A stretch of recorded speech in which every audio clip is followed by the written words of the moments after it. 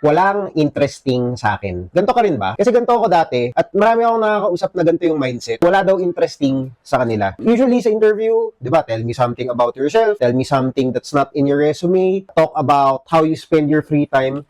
Ang daming nahihirapan sumagot sa ganito. Yung iba, feeling nila, wala silang dahilan para sagutin yung mga question na yun. Kasi personal question yun, nandun sila para sa trabaho. Minsan sasagot sila ng pabalang na, are we here to talk about my career or my personal life? Yung mga ganun na klaseng sagot. Pag nag-search ka sa internet, minsan may makikita kang ganun. Ang interviewers, naghahanap sila ng reason to hire you. First is, dapat you're a good person to hire. Ibig sabihin, yung English skills mo, yung computer skills mo, yung professionalism mo, attendance. And then the second part is, which is equally important, na you're a good person. And the way to find out if you're a good person is not through listening to your prepared interview answers. It's about listening to kung sino ka talaga as a person, how do you spend your free time? What makes you interesting? Another way they ask this question is, what's your advantage over the other applicants? Or what makes you unique? It's not really meant to have you compete with the other applicants. Hindi mo kailangan ikumpara yung sarili mo dun sa ibang tao. So, kunyari, nasa waiting area ka,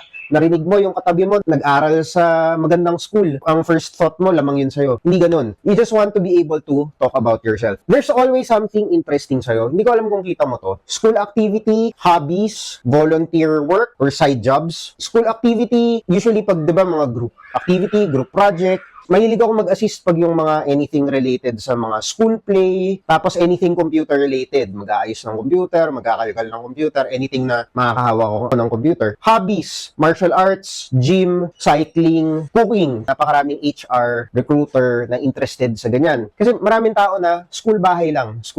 Wala silang hobbies, wala silang personal life. If they meet someone na may personal life, automatic mas interesting ka. Volunteer work, kung naging active ka sa church mo, tumutulong ka, volunteer ka, nag-join ka dun sa mga events, or kahit uma-attend ka lang ng events, pwedeng mapag-usapan yon. Kung nagkaroon ka ng side jobs, kahit unofficial, tumulong ka sa tindahan ng kakilala ng family nyo or malayong kamag-anak nyo, nagbenta ka ng mga lumang gamit nyo sa bahay, counted as online sales yun. Tinry mong maging content creator, gumawa ka ng vlog, gumawa ka ng video, gumawa ka ng TikTok, pwede mong pag-usapan yun. Ako, ang personal income source ko pag wala akong pera noon is nag-tutorial ako, nagtuturo ako ng English or kahit anong academic subject. Usually mga student ko mga grade school. Tapos eventually mga ka-age ko na gustong mag-improve ng English skills. So matagal ko nang ginagawa to. Walang interesting sa akin, kalimutan mo na yan. Laging may interesting sa'yo. Kailangan mo lang hanapin, kailangan mo lang maglista, check mo school activity, check mo yung hobbies, check mo yung volunteer work, side jobs. And kung wala, edi try mo, explore mo tong mga areas na to, ano yung mga pwede mong gawin para marami kayong mapag-usapan ng interviewer. Yun lang, bukas ulit.